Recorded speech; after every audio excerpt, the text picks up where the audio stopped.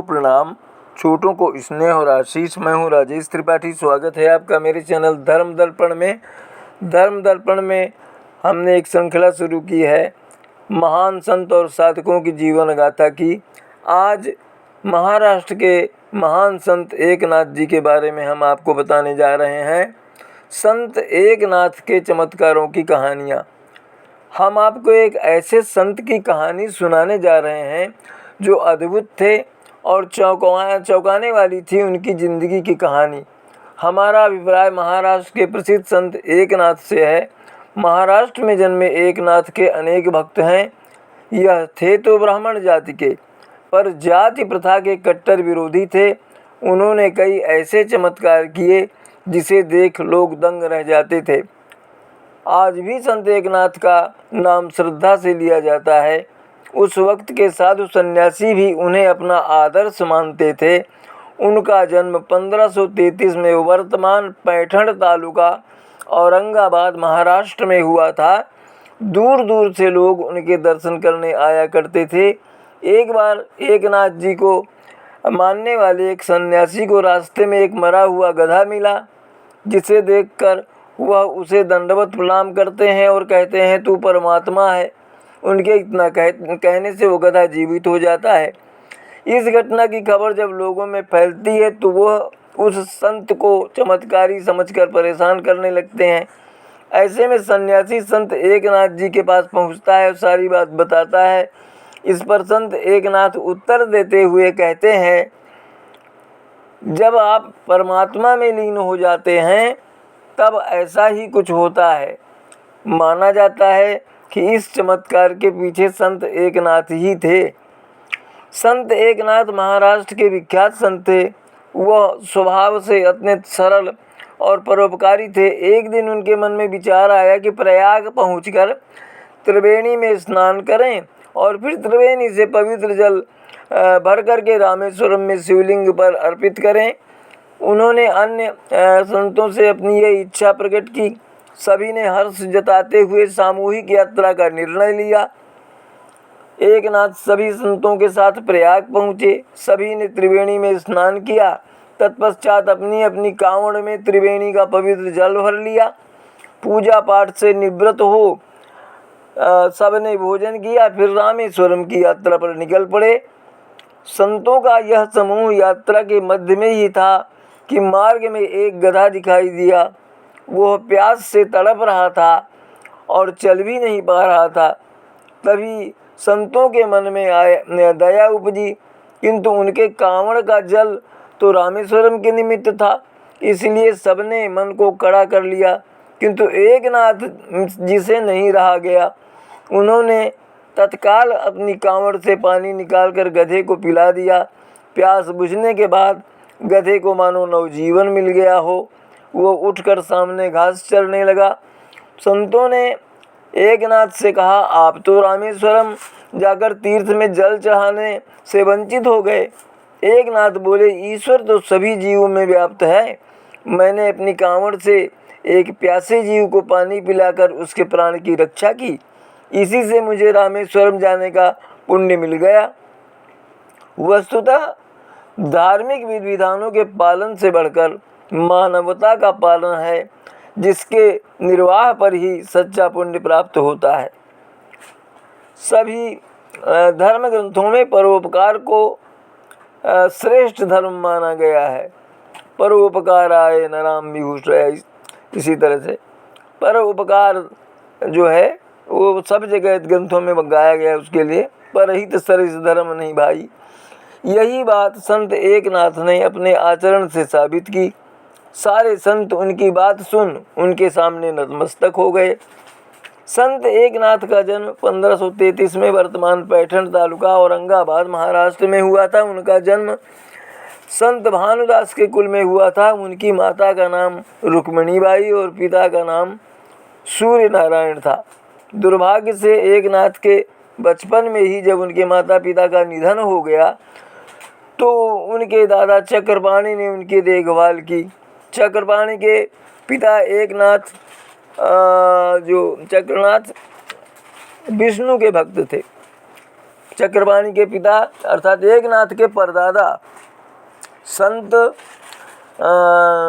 आपका उनका नाम था चक्रपाणी, उनके दादा चक्रपाणी ने उनकी देखभाल की। चक्रपाणी के पिता अर्थात एकनाथ के परदादा संत भानुदास विट्ठल जी अर्थात विष्णु के भक्त थे। एकनाथ बचपन से ही तेज बुद्धि के थे। इन्होंने संत ज्ञानेश्वर द्वारा प्रवृत्त साहित्यिक तथा धार्मिक कार्य का सब प्रकार से जो है उत्कर्ष किया। ये संत भानुदास के पौत्र थे। गोस्वामी तुलसीदास के समान मूल नक्षत्र में जन्म होने के कारण ऐसा विश्वास है कि कुछ महीनों के बाद ही इनके माता पिता की मृत्यु हो गई थी। बालक एकनाथ स्वभावतः श्रद्धावान तथा बुद्धिमान थे। देवगढ़ के हाकिम जनार्दन स्वामी की ब्रह्मनिष्ठा, विद्वता, सदाचार और भक्ति देखकर भावुक एकनाथ उनसे बहुत प्रभावित हुए और उनके शिष्य बन गए।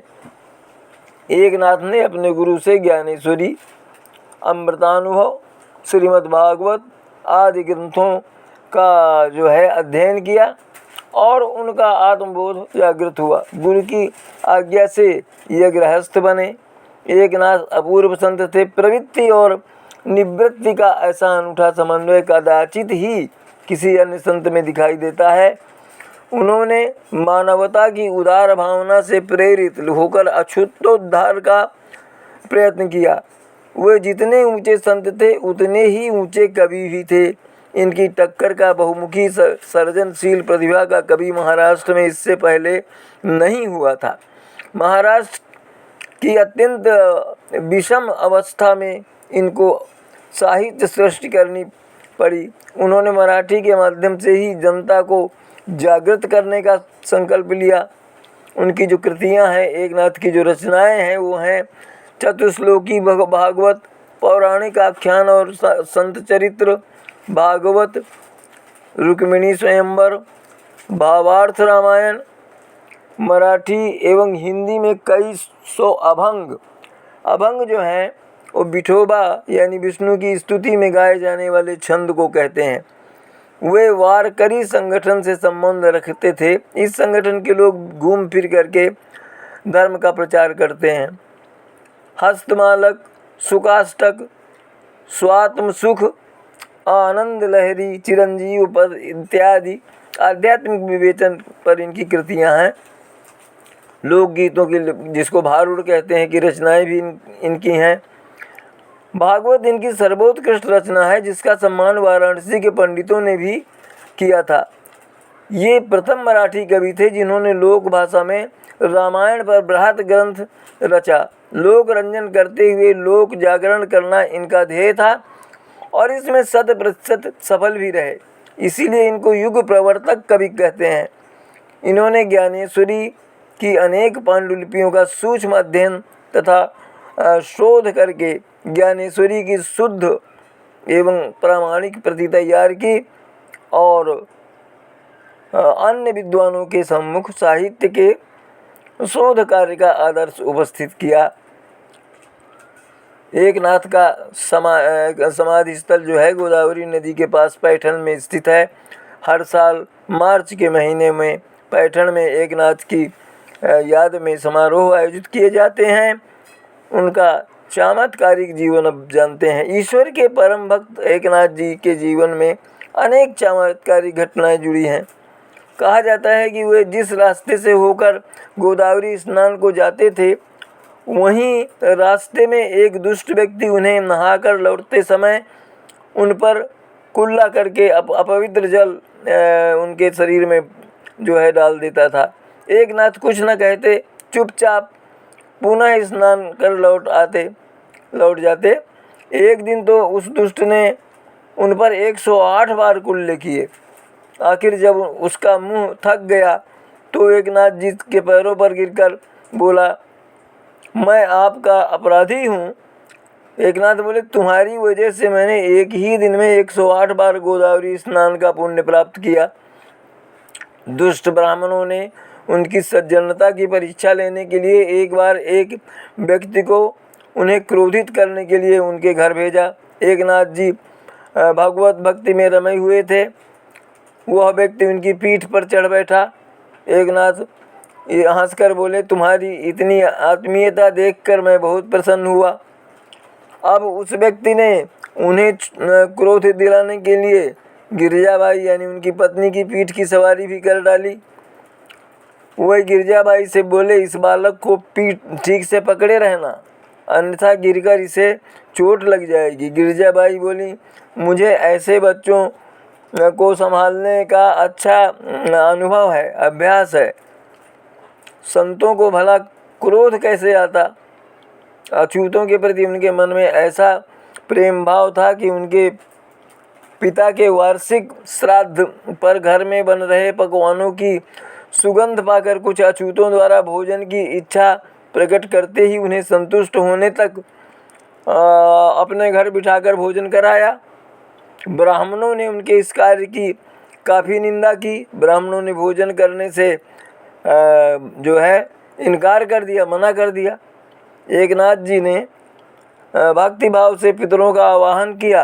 पितृगण सशरीर वहाँ उपस्थित हुए। यह देखकर ब्राह्मणों की आंखें फटी की फटी रह गईं। एक वेश्या के निमंत्रण पर उनके घर जाकर एकनाथ जी ने उसके हृदय में ईश्वर भक्ति की ऐसी लगन जगाई कि उसने अपने जीवन को धन्य मान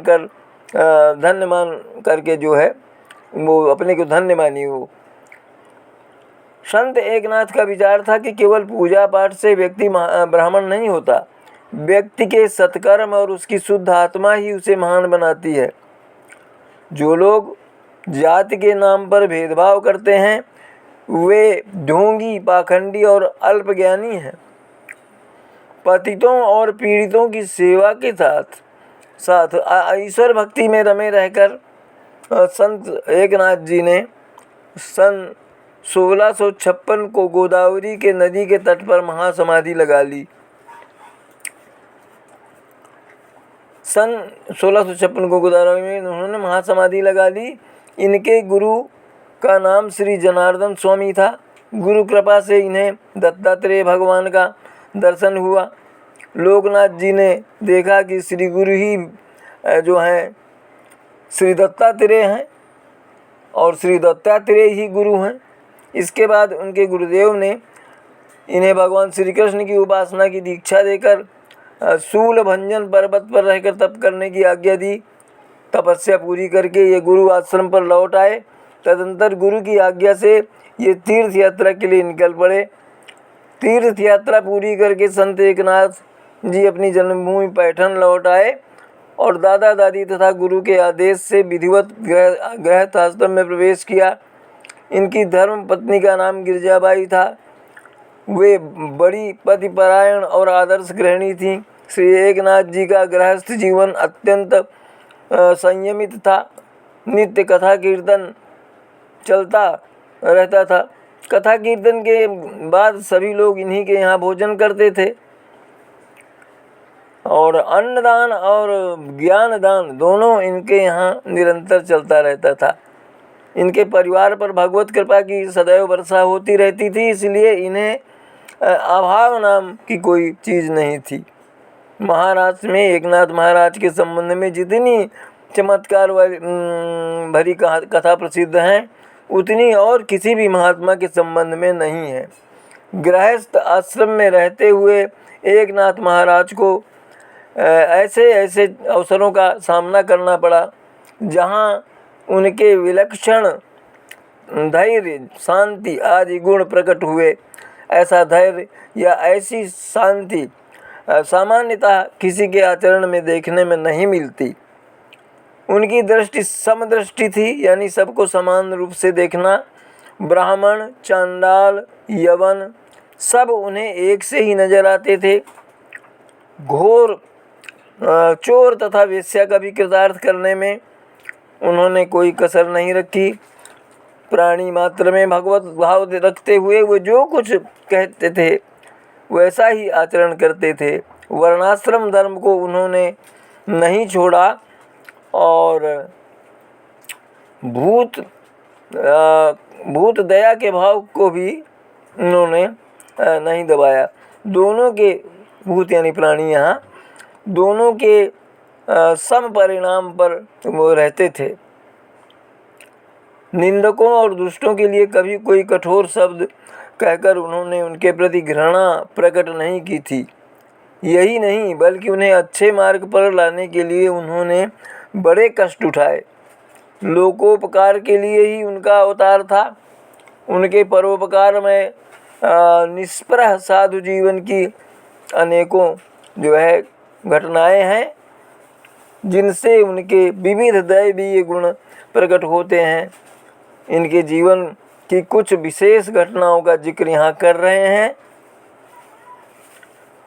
पैठण में एकनाथ महाराज के निंदक और द्वेषी जिस चबूतरे पर बैठकर गपशप करते थे और महाराज की फजीहत यानी उनकी निंदा करने की घात में रहा करते थे, वो चबूतरा कुचर चौतरा कहलाता था।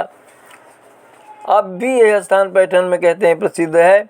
महाराज का कीर्तन सुनकर जिनका सिर दर्द करता, ऐसे कुछ अभागे पैठण में भी थे। वे लोग एकनाथ महाराज से जलते थे। एक दिन एक ब्राह्मण पथिक वहाँ पहुँचा। पैठण भले और विद्वान लोगों का स्थान होने से वह ब्राह्मण वहाँ इस आशा से आया कि अपने लड़के के उपनयन यानी जनेऊ संस्कार के लिए यहाँ से 100-200 रुपये मिल जाएंगे। दुर्भाग्य से वह सबसे पहले इस चांडाल चबूतरे पर ही पहुँचा और उसे इन्हीं लोगों के दर्शन हुए, वो जो इनसे जलते थे एकनाथ जी से और जो दुष्ट प्रकृति के थे। इन लोगों ने उससे कहा, यहाँ एकनाथ नाम के एक बड़े भारी महात्मा हैं, बड़े ही शांत हैं, उन्हें कभी क्रोध तो आता ही नहीं। तुम यदि कोई ऐसा काम करो कि उन्हें चिढ़ा दो तो तुम्हें हम 200 रुपये देंगे। अब एकनाथ महाराज को क्रोध दिलाने का उपाय सोचता हुआ वो ब्राह्मण दूसरे दिन सुबह एकनाथ महाराज के घर पहुंचा। महाराज उस समय पूजा कर रहे थे। वह ब्राह्मण बिना हाथ पैर धोए, बिना पूछे, बिना जूते उतारे सीधे एकनाथ जी के पूजा कक्ष में पहुंचा और एकनाथ जी की गोद में जाकर बैठ गया।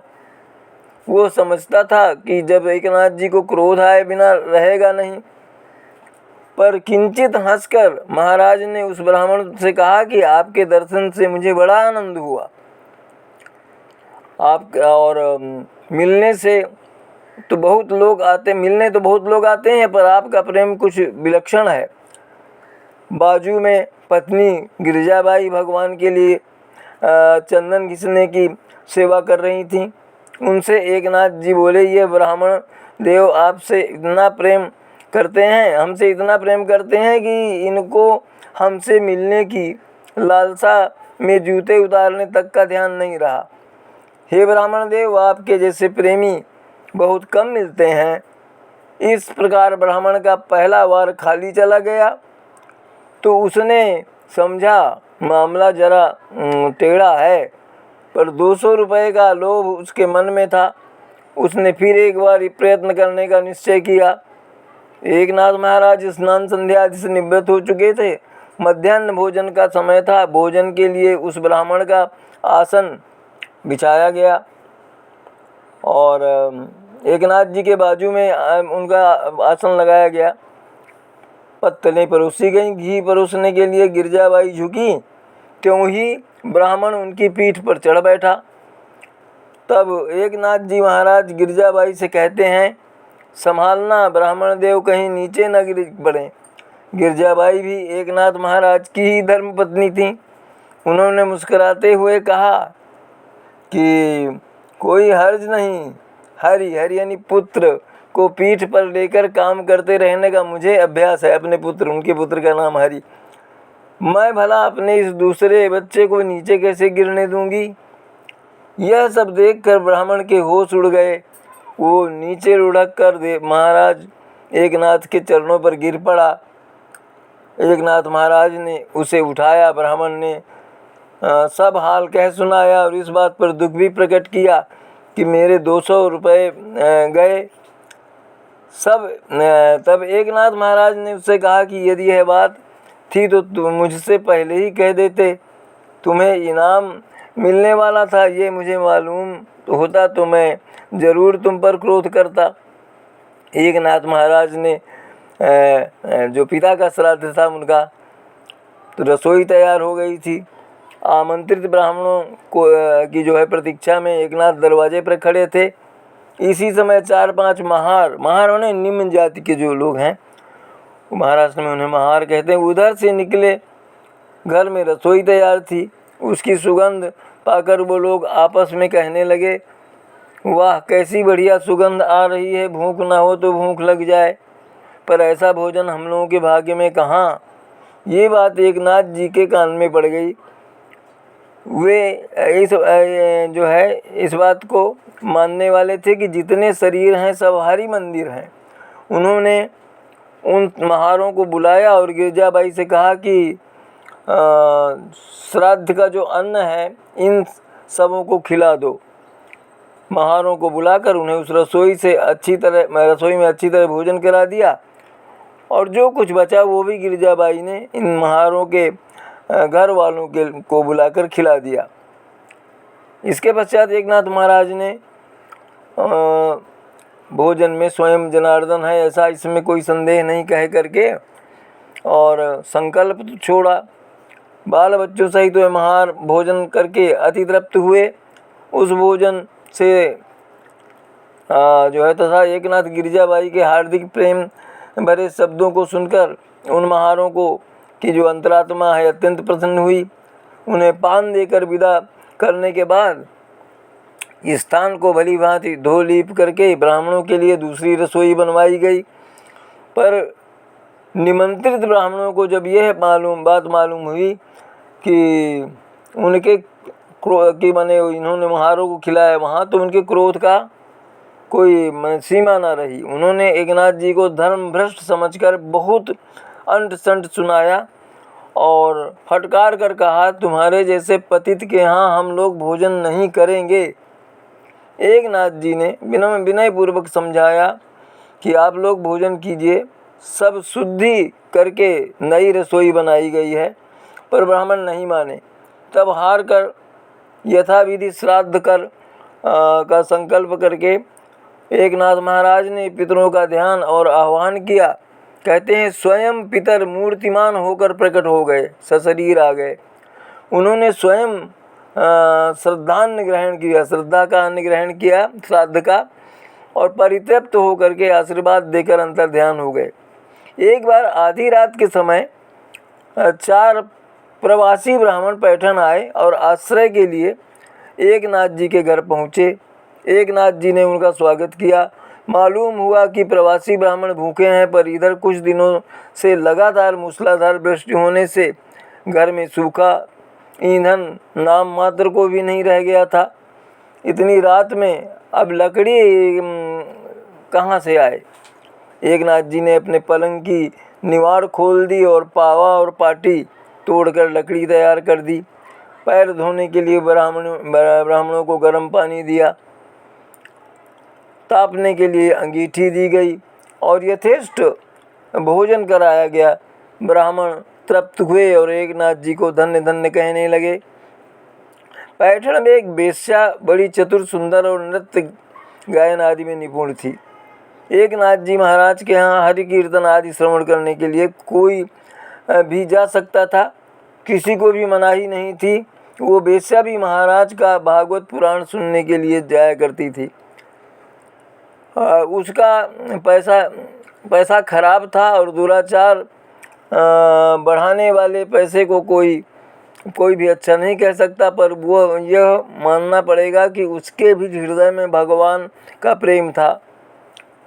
और एकनाथ की अमृतमय वाणी से भागवत के 8वें अध्याय में पिंगलाख्यान जब उसने सुना, तब से उसकी चित्तवृत्ति में बड़ी कांति हो गई और उसे अपने शरीर से घृणा हो गई। वो वेश्या अपने घर का द्वार बंद किए घर में अकेली ही पड़ी रही। बार बार एकनाथ महाराज का स्मरण करती, यह भी सोचती कि मुझ जैसी पापिन को भला ऐसे महापुरुष के चरणों का स्पर्श कभी क्यों मिलने लगा।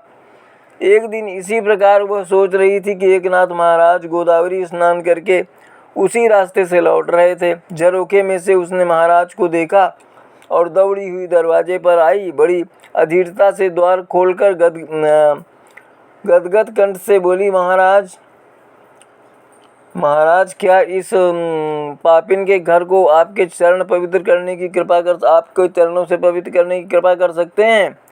एकनाथ महाराज ने कहा, इसमें कौन सी दुर्लभ बात है। यह कहकर एकनाथ जी ने घर में प्रवेश किया। सूर्य के प्रकाश से जैसे अंधकार नष्ट हो जाता है, वैसे ही एकनाथ महाराज के पदार्पण से यह पाप सदन भगवान नाम निकेतन हो गया। वेश्या अब वेश्या न रही। अनुताप से उसके सारे पाप धुल गए। एकनाथ महाराज के अनुग्रह से उसके चित्त पर भगवान नाम की मुहर लग गई। एकनाथ महाराज ने उसे राम कृष्ण हरि मंत्र दिया और सत्कर्म का जो है उनको क्रम बताया। 10 वर्ष बाद जब इस वेश्या का देहावसान हुआ, तब वह श्री कृष्ण स्वरूप के ध्यान में निमग्न थी। चोरों का भी सत्कार। एकनाथ महाराज के यहाँ एक दिन रात को हरि कीर्तन हो रहा था।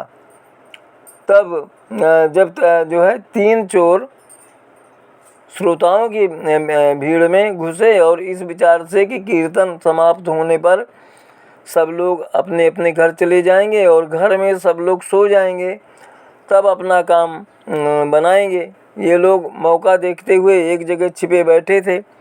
कीर्तन समाप्त हुआ और सब लोग अपने अपने घर चले गए। 2 बजे के लगभग चोरों ने अपना काम आरंभ कर दिया। कपड़ा लत्ता और कुछ अच्छे बर्तन जो हाथ लगे उन्होंने पिछले दरवाजे के पास ला रखे। दरवाज़ा खोलकर बाहर निकलने को तैयार हुए, पर इस लोभ से कि और कुछ मिले ले लें, दबे पांव घर में इधर उधर ढूंढने लगे।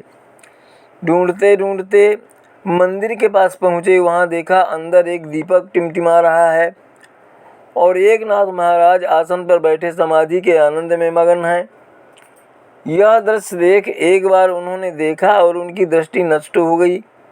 फिर उन्हें कुछ दिखाई ही नहीं दिया, कुछ सूझता ही नहीं था। अगला पिछला कोई दरवाज़ा ही नहीं मिलता था। आँख मिचौली खेलते खेलते हुए उन बर्तनों पर गिर पड़े और एकनाथ जी से जो है एकनाथ से बाहर निकले। वो जो गिर पड़े और एकनाथ बाहर निकले। चोरों को ने यह समझ लिया कि इसी महात्मा के प्रभाव से हम लोगों की आंखें अंधी हो गई हैं। वे महाराज के चरणों पर गिर पड़े और रोने लगे। एकनाथ महाराज ने उनकी आंखों पर हाथ फेरा, तब उन्हें पूर्ववत दृष्टि प्राप्त हो गई। चोर यह चमत्कार देखकर अत्यंत चकित हुए। उनकी बुद्धि भी जो है पलट गई। उन्होंने महाराज को बता दिया कि हम लोग चोर हैं और चोरी करके ये कपड़े और बर्तन लिए जा रहे थे। एकनाथ महाराज की ममता अटल थी। उन्होंने चोरों से कहा, तुम लोग बहुत थक गए होगे, इसलिए पहले भोजन कर लो और पीछे यह सब सामान ले जाओ, बल्कि तुम्हारे लिए मैं इससे तुम्हारे स्थान तक ढोकर पहुंचा भी सकता हूं।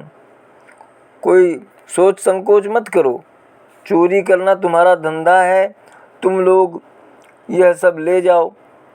शांति, क्षमा, दया हम लोगों का धर्म है, उसका पालन हम लोग करेंगे।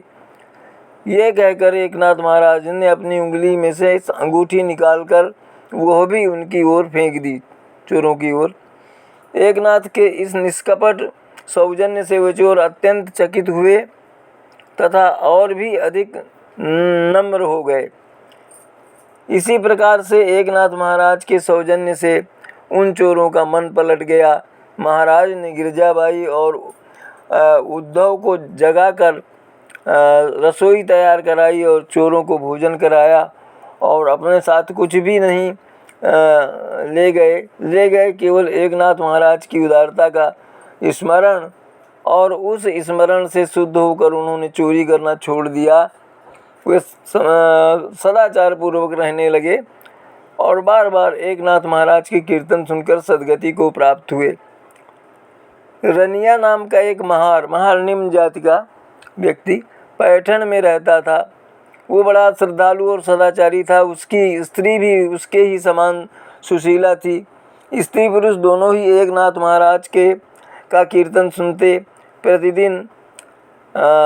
प्रतिदिन आया करते थे और बाहर बैठकर नाम घोष किया करते थे, नाम का भजन करते थे।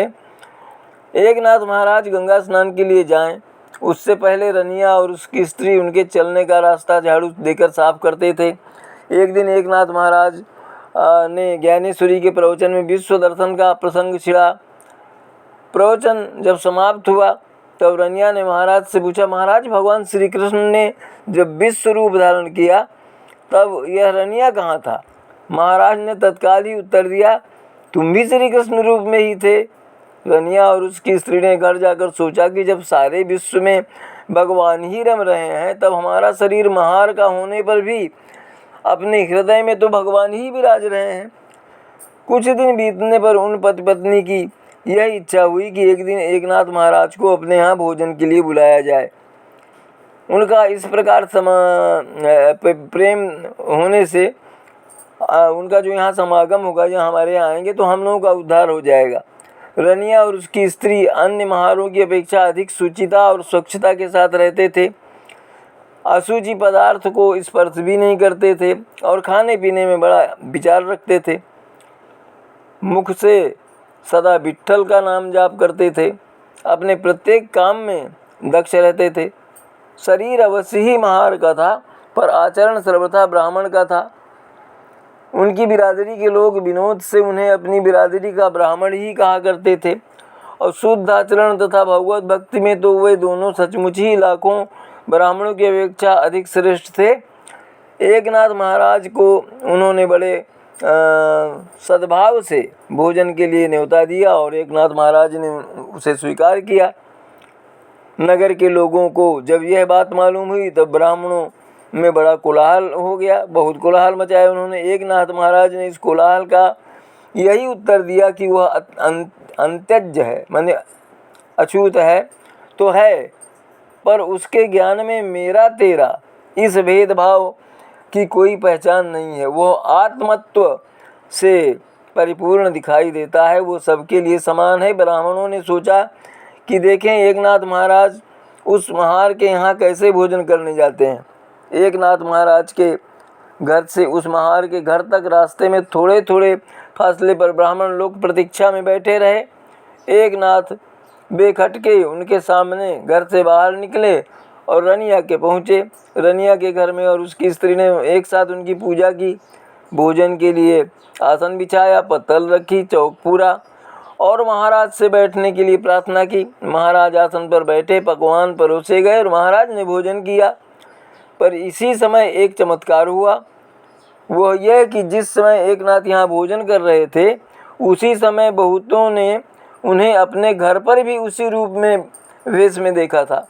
एकनाथ एक ही समय में कहाँ तो अपने घर पर भागवत का प्रवचन कर रहे थे और कहाँ उसी समय रनिया के यहाँ भोजन भी कर रहे थे।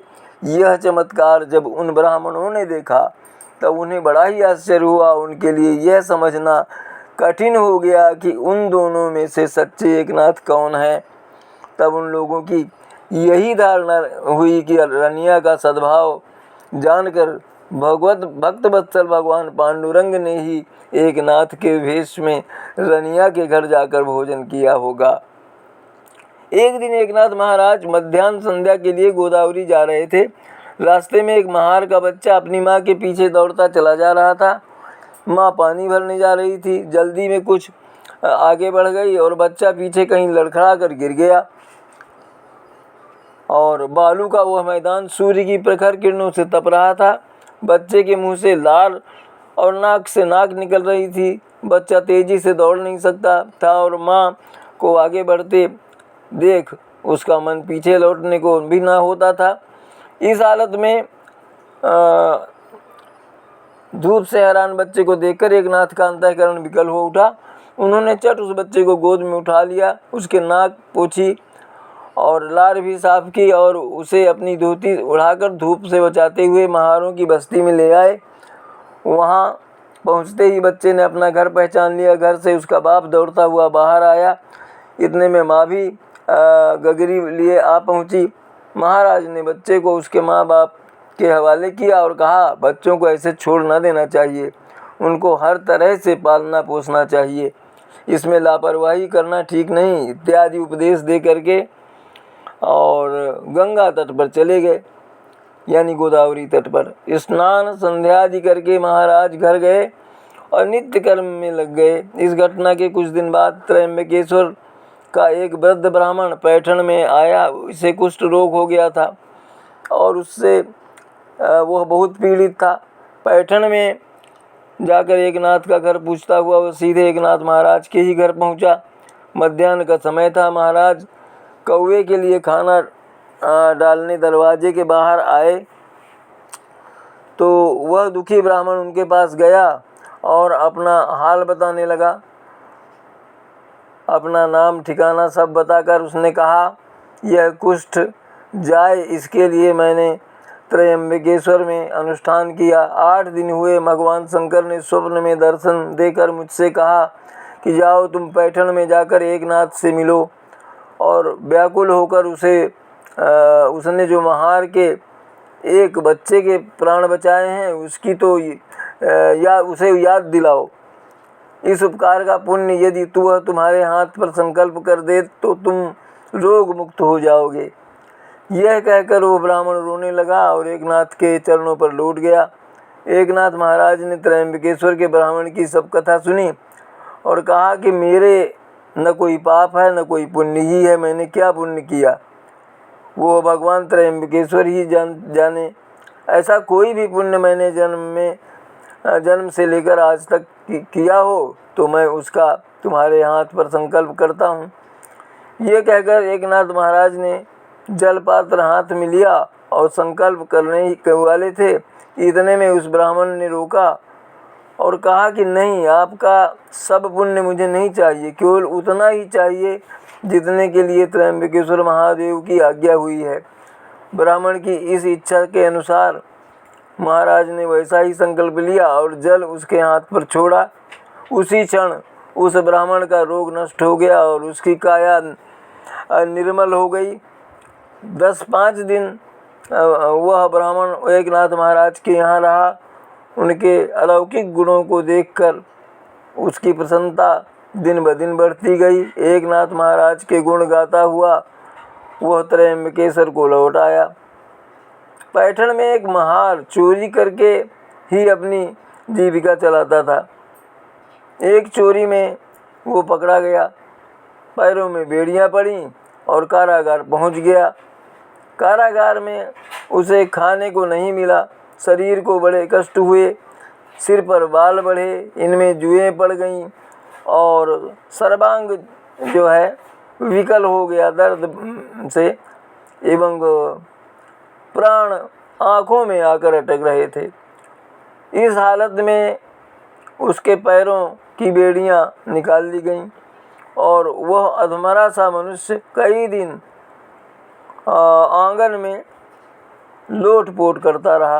एक दिन रात को इसी हालत में उसने एकनाथ महाराज के कीर्तन की ध्वनि आती हुई सुन ली और सुनते ही उसे अपना छुटकारा करा लेने की बात सूझी।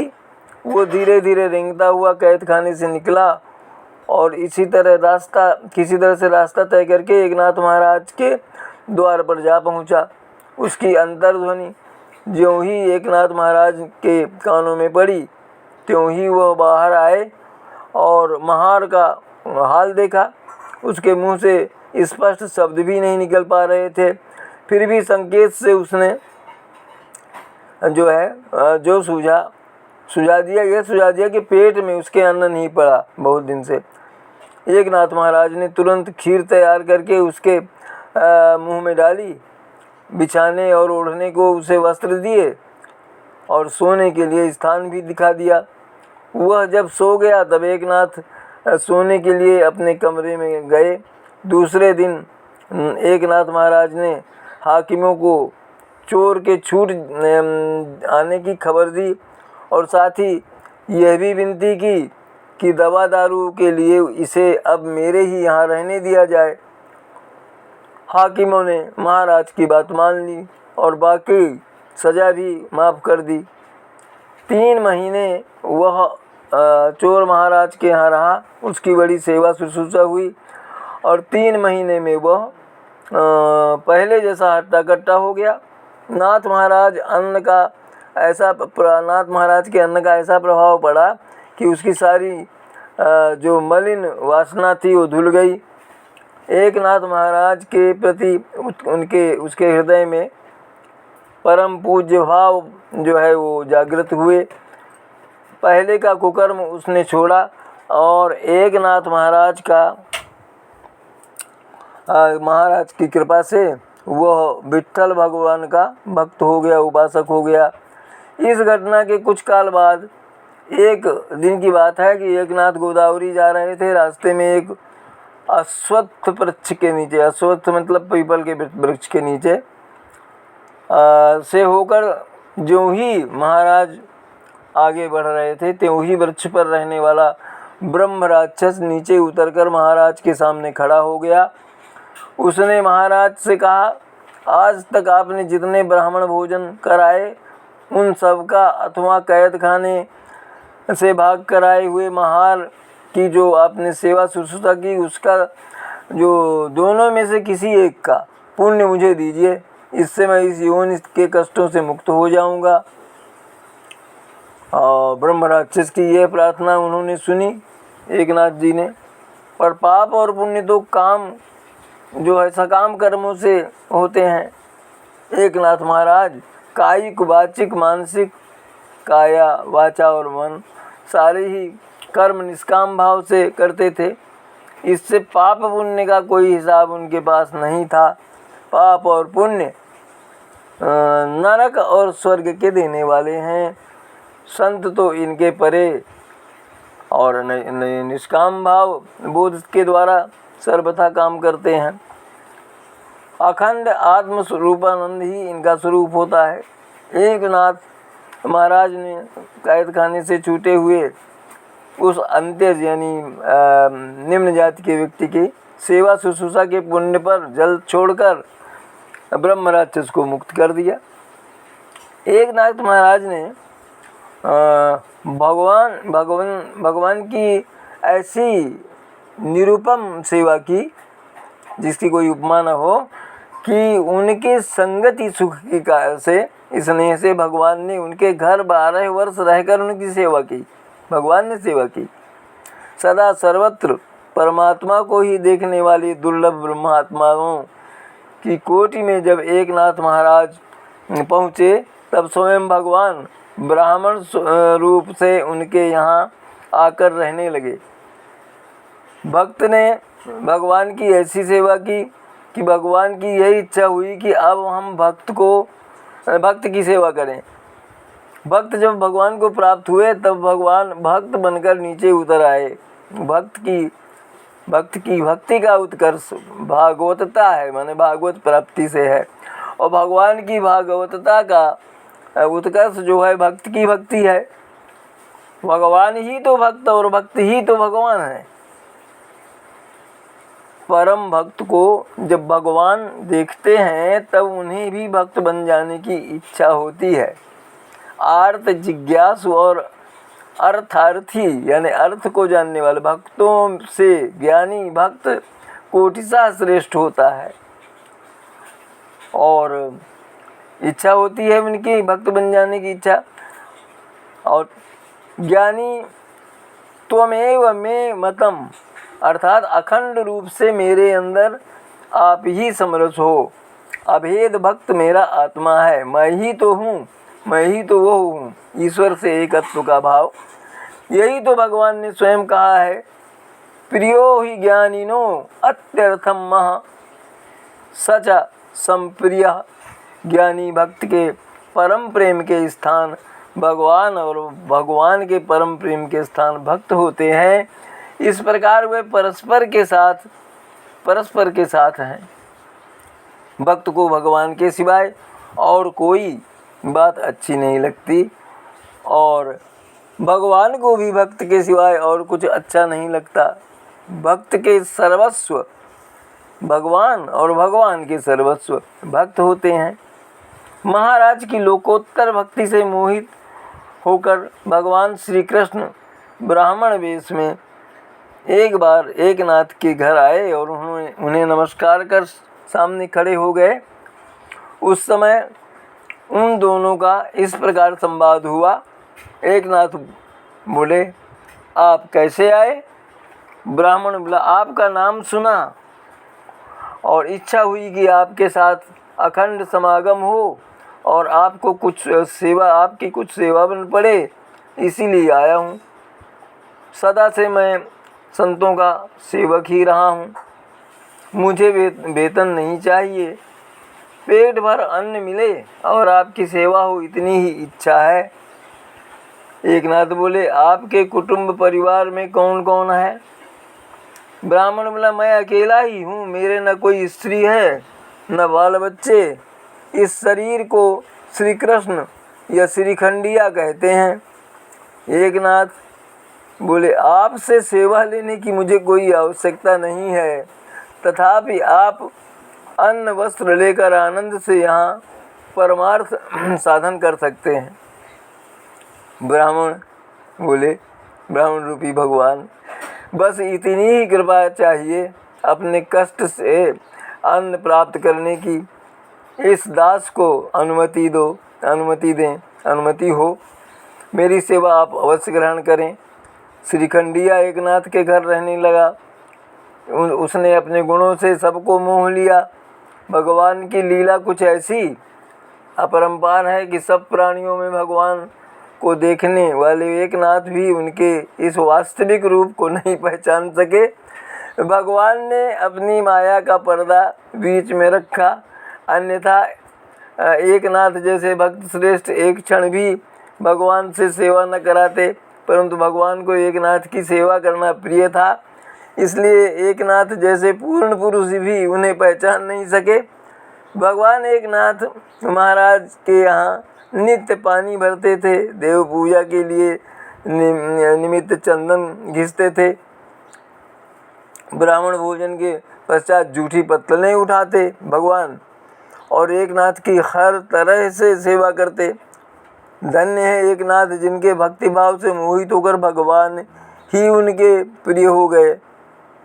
एकनाथ के घर श्रीखंड दिव्य चंदन घिसकर उन्होंने अपना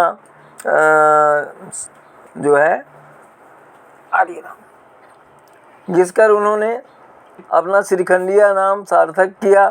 भगवान अपने सारे ऐश्वर्य को भुलाकर एकनाथ के घर 12 वर्ष सेवा करते रहे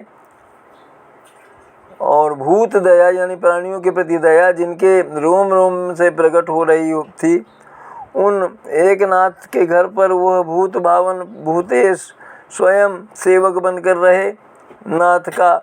एकनाथ का योगक्षेम भगवान ने वहन किया। इसमें आश्चर्य ही क्या है। एकनाथ के उत्सव में गंगा जल में भरे हुए पात्र घृत में भरे हुए निकले, इसमें भी आश्चर्य की कोई बात नहीं। एकनाथ के यहाँ 30-35 वर्ष तक ब्राह्मण वेश लेकर चांडाल तक सबके लिए सदाव्रत था, सदाव्रत लगाते थे, मतलब सभी का जो भोजन कराना। नाथ के द्वार पर से कोई भी अतिथि खाली हाथ नहीं गया। उन्होंने सहस्त्रों जीवों को भक्ति पथ में प्रवृत्त किया, उन्हें अन्न देकर उनके शरीर का और ब्रह्म ज्ञान देकर उनकी बुद्धि का पोषण किया। बड़े बड़े राजाओं को भी जिस दानीपन का यश नहीं मिलता वह यश उन्हें मिला। एकनाथ जी को भगवान का साक्ष्य प्राप्त हुआ, यानी उनका सखा बनने का करने के कारण और स्वयं भगवान के ही उनके घर सेवा करने के कारण उन्हें लोग दीनों का कल्पवृक्ष कहने लगे। एकनाथ जी को भगवान की सेवा करने वाले भक्त करोड़ों हैं, पर भगवान जिसकी सेवा करके अपने को धन्य मानते हैं, ऐसे भक्त तो भक्तों के मणि माने जाएंगे। एकनाथ के पुण्य प्रताप की यह हद हो गई और भक्ति पंथ के महत् कार्य पर जो है ये सिद्ध हुआ महत् कार्य। इस प्रकार 12 वर्ष बीत गए। तब भगवान ने स्वयं अंतर ध्यान होकर भक्त का यश प्रकट करने का संकल्प लिया और उन सत्य संकल्प, सत्य निधि और भक्त वत्सल भगवान को एकनाथ की रहन सहन देखकर बहुत संतोष हुआ। अंदर बाहर एक रहने वाले भक्त से विदा होना भगवान के लिए कठिन हो गया। तथापि भक्त जनों के उद्धार के लिए भक्तों का यश भगवान को बढ़ाना ही पड़ता है। उस समय द्वारका में एक ब्राह्मण अनुष्ठान कर रहा था। युक्ता आहार विहार सब रह करके, माने शुद्ध आहार विहार में रह करके यम नियम आदि का पालन करते हुए सदा मुख से कृष्ण कृष्ण का कहा करता था। भगवान के ही छंद से वो परिपूर्ण हो गया था। उसे सदा भगवान का ही जो है ध्यान लगा रहता था। शीत और उष्ण को सहन करते हुए, गर्मी और शीत को, मन को एकाग्र करते हुए उसने हृदय में जो भगवान को धारण किया, उससे भगवान को करुणा आ गई। उस ब्राह्मण को भगवान ने स्वप्न में दर्शन देकर कहा कि मैं पैठण में एक नाथ के घर पर हूँ, उसकी सेवा से मैं प्रसन्न हुआ हूँ। जहाँ श्रीखंडिया नाम धारण करके मैं रहता हूँ, वहाँ जाओ, वहाँ मेरे दर्शन होंगे। वो ब्राह्मण पैठण में पहुँचा। वहाँ सबसे पहले गोदावरी के दर्शन हुए। उनके निर्मल जल से हाथ पैर धोकर मुखमर्जन करके वो बस्ती में पहुँचा और एकनाथ महाराज का मकान ढूंढने लगा। बस्ती में जिस पहले आदमी को उसने देखा वो कंधे पर कांवर लिए जो है जा रहा था श्रीखंडिया, और वही कांवर लिए जाने वाला श्रीखंडिया ही था, भगवान ही थे जो इस नाम से वहाँ रह रहे थे। वो ब्राह्मण गदगद हुआ, नाथ के मकान पर आया, अंदर घुसा। नाथ देवगृह में थे एक नाथ। वो सीधा वहीं उनके पास पहुँचा। भगवान के दर्शन करने आया हुआ वह ब्राह्मण थोड़ी देर के लिए भगवान को भी भूल गया और भक्त को देखते ही तन्मय हो गया। इनको एकनाथ जी को उसके शरीर पर सात्विक अष्टभाव उदय हो गए और उसके नेत्रों से अश्रुधाराएं बहने लगीं, कंठ रुंध गया। उसी हालत में उसने कांपते हुए स्वर में कहा कि महाराज मुझे श्री कृष्ण के दर्शन कराइए। उसकी वह हालत देखकर एकनाथ महाराज ने कहा, श्री कृष्ण तो सर्वत्र रम रहे हैं, वह संपूर्ण विश्व के अंदर और बाहर व्याप्त हैं, जहाँ हो वहीं देखो, तब तुम्हें वो दर्शन देंगे। वह जहाँ है वहीं है, उन्हें अलग करके कैसे देख सकते हो? दृश्य दर्शन दृष्टा तीनों को पार कर देखो तो तुम्हें श्री कृष्ण दिखाई देंगे। यह सुनकर उस ब्राह्मण ने कुछ झुंझला कर कहा, मुझे इस ब्रह्म ज्ञान की जरूरत नहीं है। मुझे तो भगवान ने यह स्वप्न दिया है कि एकनाथ महाराज के यहाँ तुझे मेरे साक्षात दर्शन होंगे। श्रीखंडिया कहाँ है यह मुझे बताइए, उससे मुझे मिलाइए। यह सुनते ही एकनाथ के हृदय पर चोट सी लगी और वो जो है लोग श्रीखंडिया को भगवान ढूंढने निकले हैं। चारों ओर ढूंढ खोज हुई पर कहीं पता न लगा। एकनाथ अपने आसन पर बैठे थोड़ी देर ध्यानमग्न हो गए और उनके ध्यान में सब बातें आ गईं। एक बार रोमांचित हो उठे और फिर सोचने लगे, भगवान को मैंने कितना कष्ट दिया। लगातार 12 वर्ष उनसे ऐसी सेवा कराई, ऐसे ऐसे काम कराए जो कभी भी कराने चाहिए ही नहीं थे। ये सोचकर उनका कोमल हृदय अत्यंत व्यथित हुआ। वो और गिरजाबाई दोनों ही बेबस होकर रोने लगे। फिर उन्होंने भगवान को पुकारा। उस समय चतुर्भुज साक्षात भगवान श्री कृष्ण चंद्र सामने प्रकट हुए। एकनाथ, गिरजाबाई और उस तपस्वी ब्राह्मण को अति आनंद हुआ। तीनों भगवान के चरणों पर लौट गए। यह बात में सर्वत्र फैल गई और एकनाथ महाराज के दर्शनों के लिए हजारों लोग दौड़े दौड़े आए। श्रीनाथ की कथा, उनके चमत्कारों की कथा जो हमने आज आपको बताई। आज यहीं तक, मिलते हैं अगले किसी वीडियो में। तब तक के लिए नमस्कार, प्रणाम। आप सपरिवार स्वस्थ, सानंद और सुरक्षित रहें, यही हमारी कामना और प्रभु से प्रार्थना है। और इसी तरह हमारे चैनल धर्म दर्पण का समर्थन करते रहें, इसके वीडियो लाइक और शेयर करते रहें। हमारे चैनल धर्म दर्पण को सब्सक्राइब कर लें। आज यहीं तक, मिलते हैं अगले वीडियो में। तब तक के लिए नमस्कार, प्रणाम।